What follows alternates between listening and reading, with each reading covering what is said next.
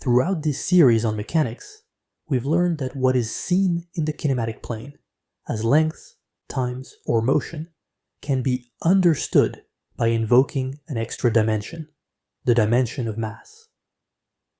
We've progressively learned how the mass dimension influences the space-time plane by enlisting the support of mechanical quantities, particularly the standard mechanical quantities on this table, which generations of researchers have inferred from their effects. We've seen that pairs of mechanical quantities produce lines in the kinematic plane, what we also called power laws, scalings, or regimes.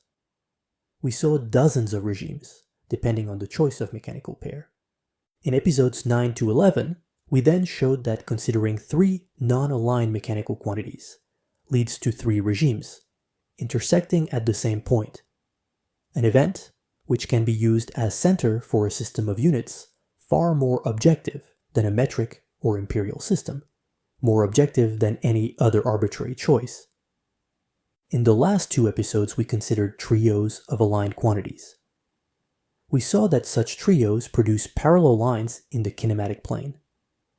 In this case, there was no event, and so no objective system of units for the full kinematic plane. Nevertheless, we saw that aligned trios produce a new kind of dimensionless number depending solely on the mechanical quantities of the trio, not on the kinematics. We've been calling such dimensionless number the index of the trio. The value of this index determines the ordering of the lines in the kinematic plane, flipping around the middle one when the index crosses 1. We've shown with a few examples that this switch in ordering was associated with qualitative differences in behaviors for systems governed by aligned trios. We are now ready to consider the effects of four mechanical quantities. What do we get in the kinematic plane depending on the arrangement of the four quantities in the mechanical plane? The interplay of a pair of mechanical quantities leads to a regime, dividing spacetime in half. A non-aligned trio gives us an event, radiating in three different directions. A quartet of mechanical players creates a much richer music. It populates a whole domain, a portion of space-time, where multiple events are interacting with one another through a web of regimes. This is where things really start getting exciting. The first goal of this episode is to see how to build a picture like this one, given a choice of four mechanical quantities. The second objective is to understand what is going on here. But this will take more than one episode. Today we talk about domains of influence. When there are four, mechanical quantities can not only carve regimes into the kinematic plane, but the intersections of these regimes create a net of events, a stitch in the fabric of spacetime. With a pair, we only had a lonely road. With a trio, we found a center at the crossroad. With four, we get a more interesting playground, a merrier story, with multiple paths, through a succession of events. Let's start with what we know. We've talked about a bunch of pairs from this table, and more recently, we discussed a few trios. In episode 9, we gave 4 examples. The first one concerned the early crossover of detonations, where the impeding factor changes from the ejected mass m to the density ρ of the swept-up ambient medium. The 5th episode of the explosion series is dedicated to this trio, which was studied during the development of atomic weapons, and which is also used to understand supernovae. We discussed the second trio in the context of spreading, pinching, and coalescing droplets and bubbles. It leads to an event that we affectionately called the Onussorge point.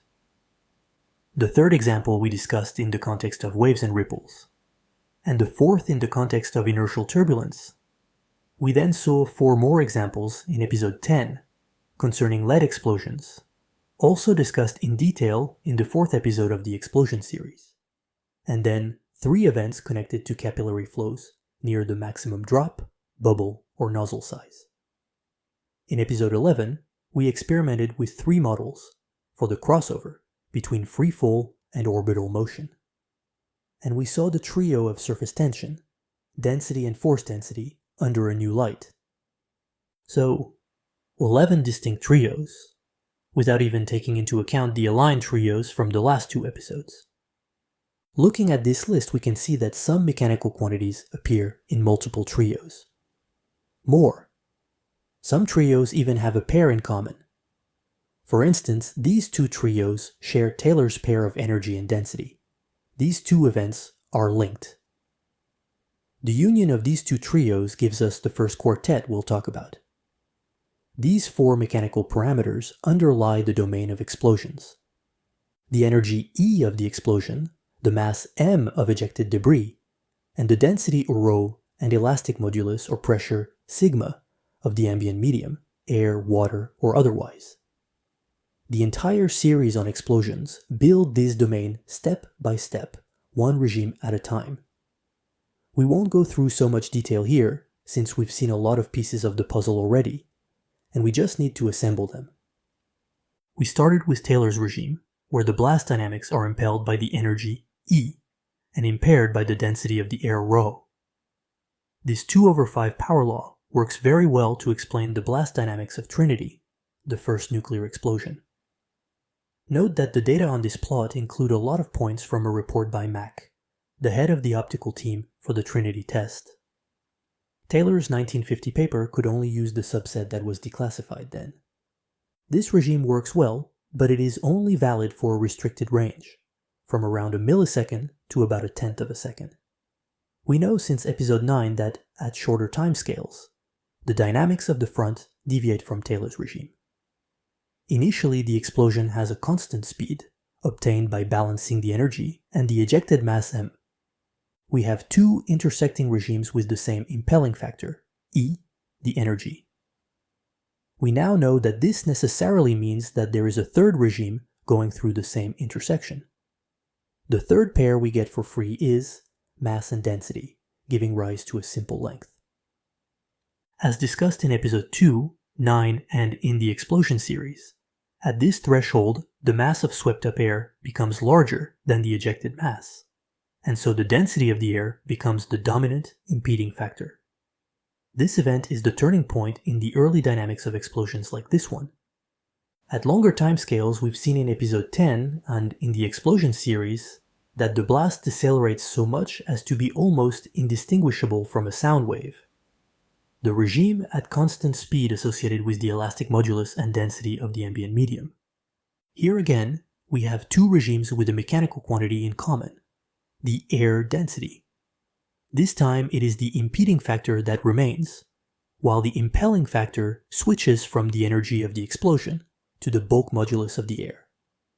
So again, we get a third regime for free, the final blast radius, balancing the energy and the pressure, and introduced in episode 2. So we have three regimes intersecting at the same location. We've got ourselves a second event. Now that we have 4 rather than 3 mechanical quantities, we can actually investigate how events interact with one another through spacetime. These two trios are connected by the pair they have in common. But that is not all. When we extend the 5 regimes associated with the 2 connected events, we find new intersections. What are these new points? We'll see more clearly if we put back the labels for the 5 regimes. Maybe you can see already that there is a missing link in this picture. Take the point up here, for instance. The 2 regimes that cross there share one mechanical quantity, the energy, so a third regime must be going through the same point, which is a proper event as well. The 6th regime we just drew combines the pressure or elastic modulus sigma and the ejected mass m. It corresponds to a decreasing size. It is an example of shrinking regime, which we also encountered in episode 11. We won't try to interpret this regime further now, but we can already say 2 things. First, at the point on the bottom right, 3 regimes meet. So this point is a proper event as well. We have 4 proper events from the 4 possible trios of the set of 4 mechanical parameters. The combinatorics are pretty standard.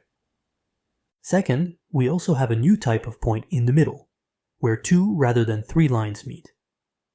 We've mentioned the possibility for this kind of intersection in the introduction of episode 10. Even within a fully mechanical model, just 2 lines can cross when the regimes do not share any mechanical factor with one another. Here, Taylor's regime, combining energy and density, crosses the shrinking regime, combining mass and pressure. These two regimes do not have any factor in common. This new kind of event, in white, is fundamentally different from the events in black. It cannot exist in a world with just three mechanical quantities, but it emerges naturally once we consider a quartet. These four mechanical quantities allow us to trace back the succession of events from the very first instance of the explosion, where the front propagates at a constant speed set by the energy and the ejected mass, until the inertia of the swept-up ambient air takes over, and the speed of the blast front progressively decreases during Taylor's regime. The maximum extent of the blast is set by the balance of energy and ambient pressure, or elasticity, when what is left of the shock becomes indistinguishable from a sound wave. With these four mechanical parameters, we've covered the history of this explosion, from a few microseconds to several seconds after detonation. That is pretty nice already, but this journey also revealed a whole new realm we need to study. What we have in front of us is intriguing to say the least. What comes out of this particular quartet of mechanical players is definitely more than the sum of its parts. This kind of tiling of spacetime is what we get from these four players, but what would we get with a different choice? Before diving in all the intricacies of these new figures, let's consider another example. Let's see what comes out from considering a density, a viscosity, a surface tension, and a force. The perfect quartet to discuss the spreading, coalescence, and pinching of droplets and bubbles. We've already seen some of the trios from this quartet in previous episodes. 3 trios, giving rise to 3 proper events. How are these events connected? Let's consider again one of our favorite examples, the pinching of a water droplet. Initially, the neck size is set by the radius of the nozzle L. When the pinching starts, the radius of the neck becomes proportional to the duration before pinch-off, raised to the power 2/3. Note that since the time axis records the duration before pinch-off, the experiment is indeed proceeding from right to left here. This regime continues for a while, but eventually the viscosity of the fluid starts to have an effect, and the dynamics take a turn. In this new regime, the neck size decreases at a constant speed. Note that, as usual, the slopes on the plot are stretched, because the decades on the time and size axis do not have the same length. After 13 episodes, we hope that this is not anymore a source of confusion. For a spreading rather than pinching droplet, the vertical axis is now the radius of contact, and the horizontal axis is the duration elapsed since contact with the substrate, so the dynamics run from left to right, but they follow the same path. Depending on the wetting conditions, the contact radius can actually keep increasing a bit, but we'll neglect this for now and we will return to it later in the series. So these dynamics can be seen for pinching and spreading droplets, and they can also be seen for coalescing droplets, as with these conical drops studied by Eddie and coworkers. This is a nice succession of events, but once we reveal its mechanical underpinning, we see that this can only be part of the full story. We have surface tension and density giving us the 2/3 regime. We have surface tension and viscosity giving us the linear regime. And we know since episode 10 that it is judicious to interpret the nozzle or drop size as a balance of force and surface tension. For starters, we can extend the regimes that we already have, and we see a new intersection.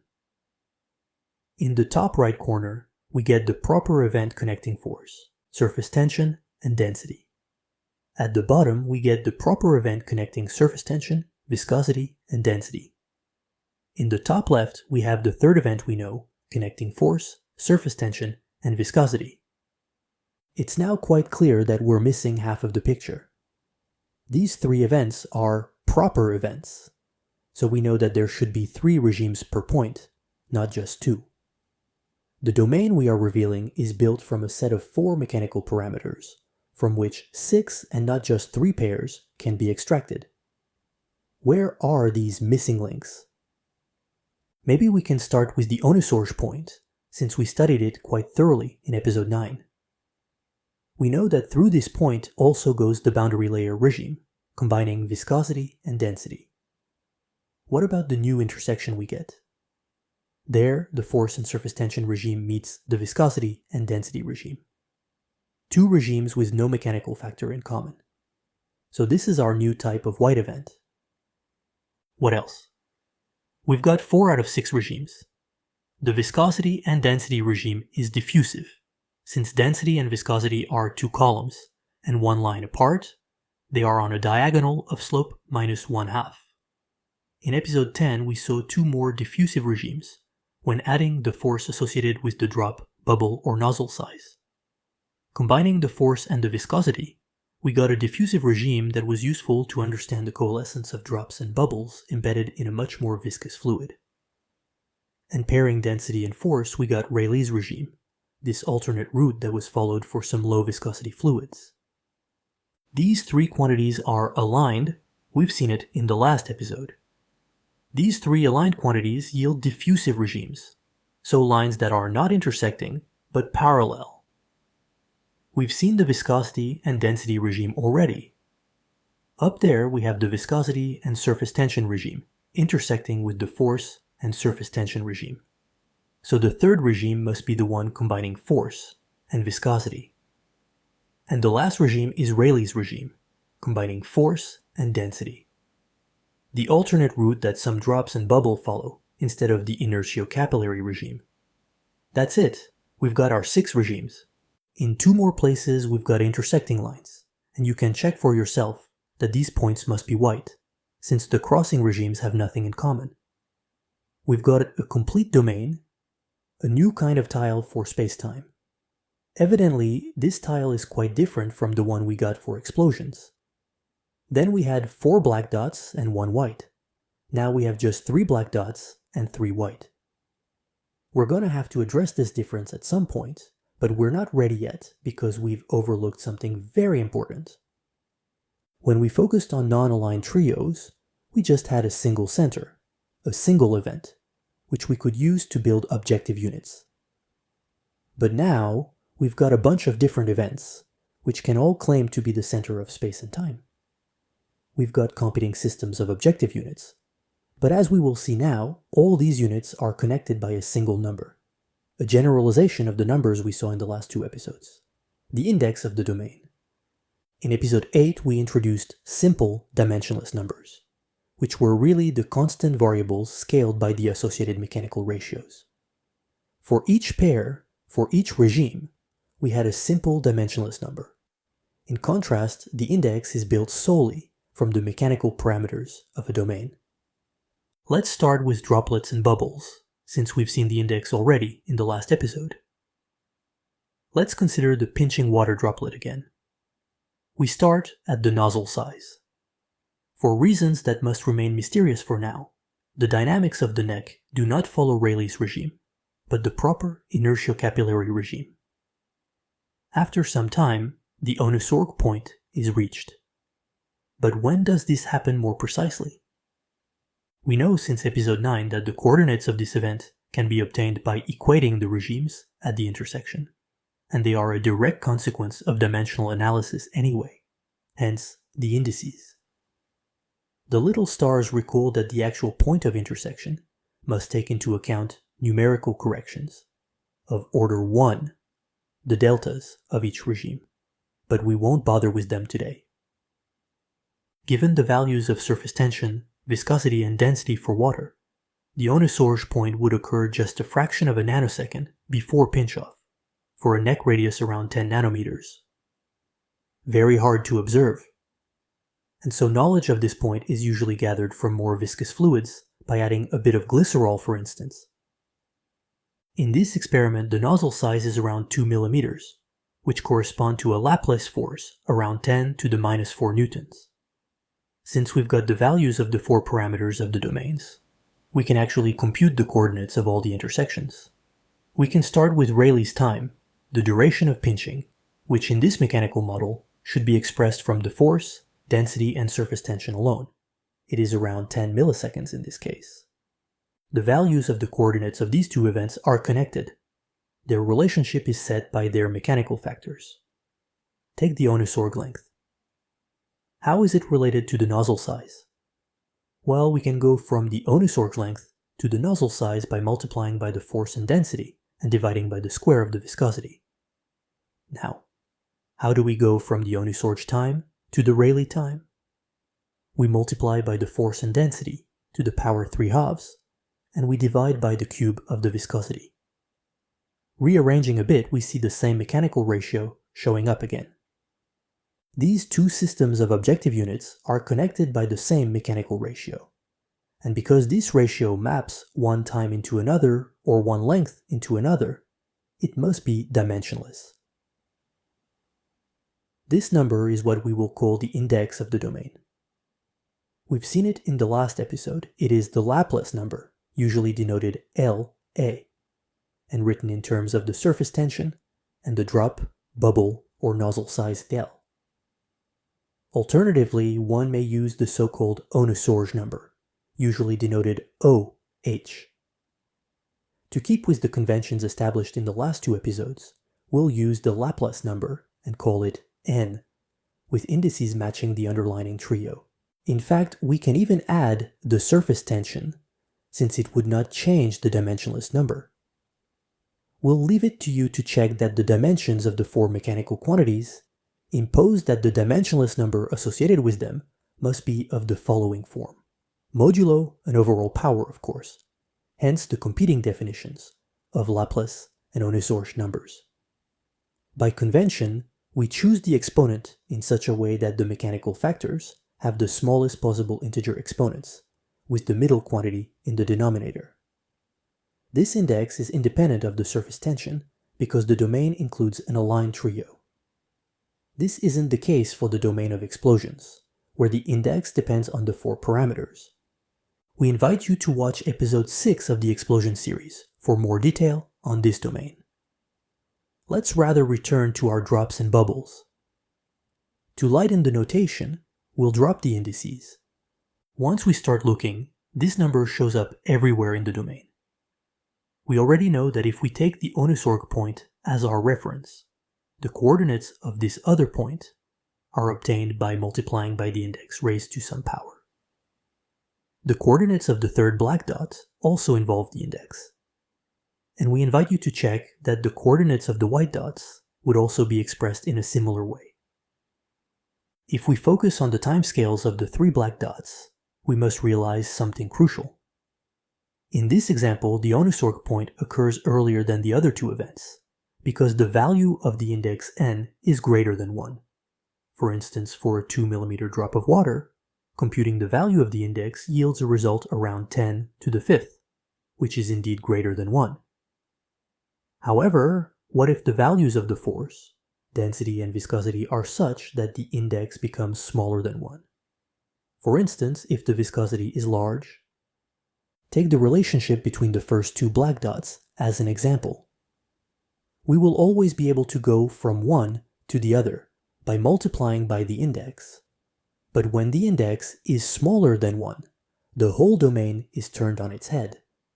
So in particular, the Ohnesorg point will be the latest of all events, and its size will be larger than the drop, bubble, or nozzle size, making it quite unreachable. That is quite a dramatic shift. The value of the index determines two phenomenologies of the domain. All domains of influence are dual. We've introduced this concept in the last two episodes, in the context of aligned trios. We now extend this duality to domains built from four quantities. It will take some time to familiarize ourselves with this important concept.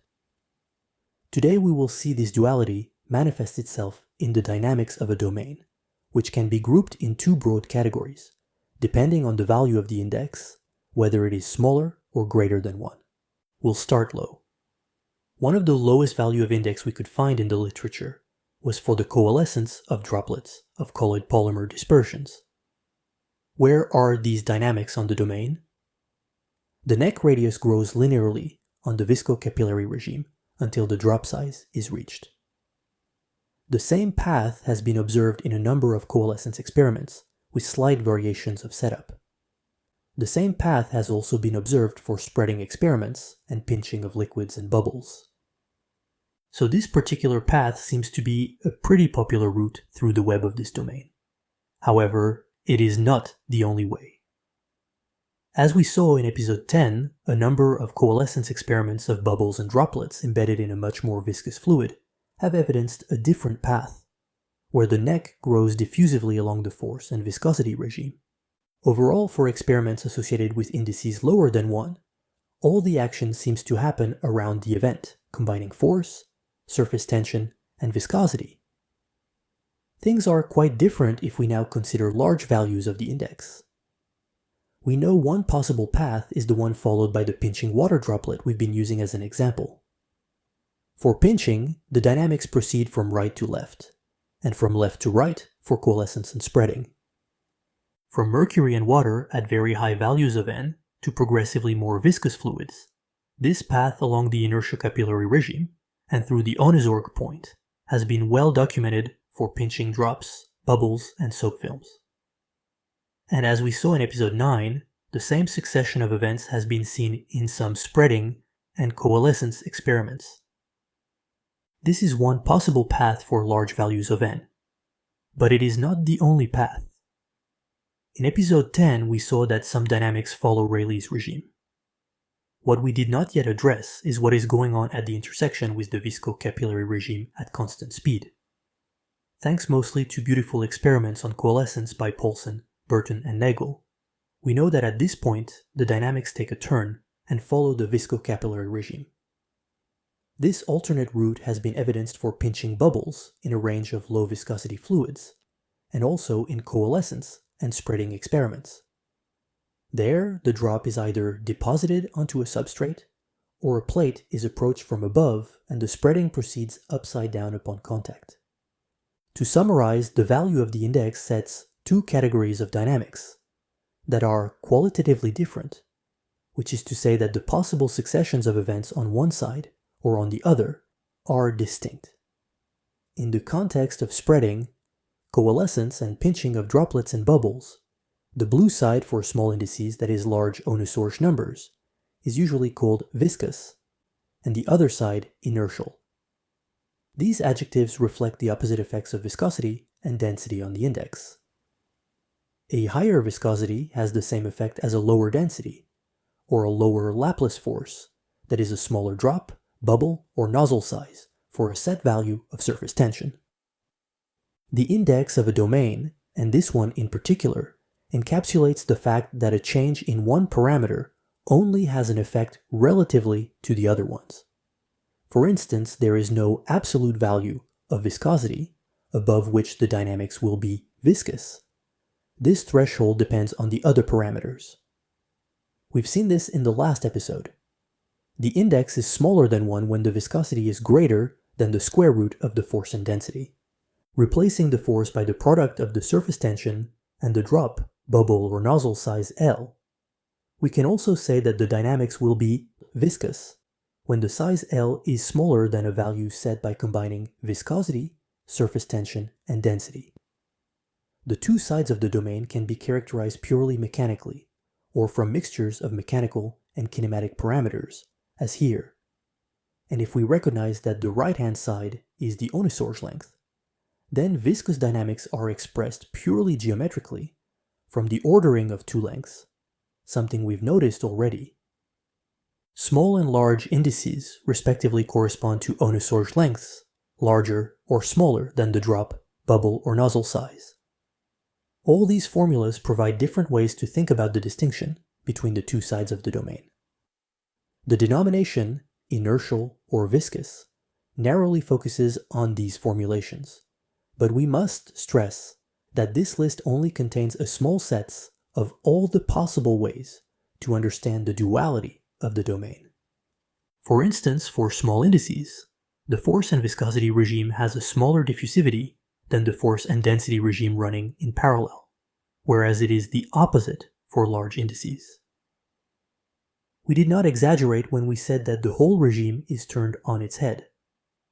So to our list of equivalent conditions, we could add that dynamics are said to be viscous when the kinematic prefactor of the force and viscosity regime is lower than that of the force and density regime, i.e. Rayleigh's regime. If we reveal the mechanical factors, we see that this is indeed the case. The index contains all these statements. So maybe it is a bit of an understatement to qualify the two sides of this domain as simply viscous or inertial. We are probably in need of more general terms. We can draw some inspiration from the explosion domain.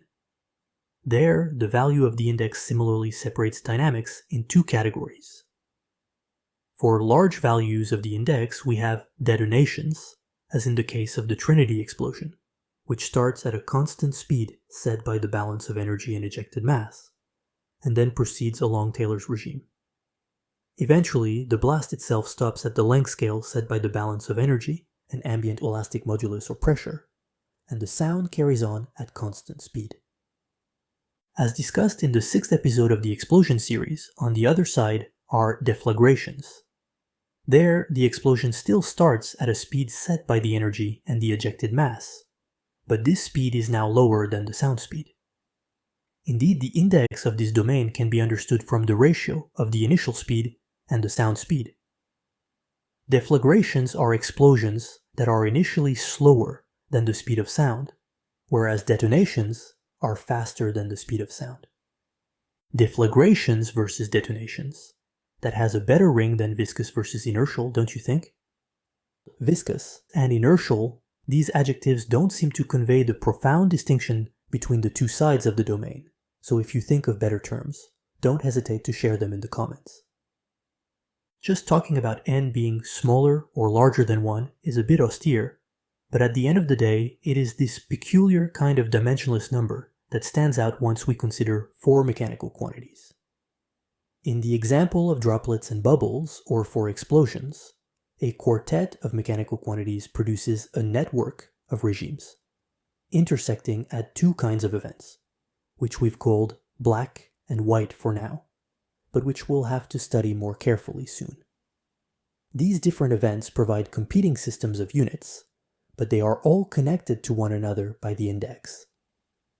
The value of this index, whether smaller or greater than 1, determines 2 orientations of the domain, associated with 2 kinds of phenomenologies. 2 ways to move through this tile of space-time. Domains are the real deal. They are much more subtle than seemingly self-similar regimes considered separately. They are also more elaborate, so we could only discuss 2 examples today. There are of course many more. Each domain offers the opportunity to synthesize and unify a whole field. Here, deflagrations and detonations, or viscous and inertial spreading, coalescence and pinching of drops and bubbles. We'll have the opportunity to discover other domains in the rest of this series, and we'll be able to answer a question that might have come to your mind, staring at these 2 very different networks of lines and vertices. Given a choice of 4 mechanical quantities, how can we know which kind of domain to expect? Are there as many kinds of domains as there are choices of mechanical quartets? Or is there only a finite set of possible domain topologies? If things go as planned, we'll talk about that in episode 16. For the next episode, we've got something else in mind. Thanks for watching.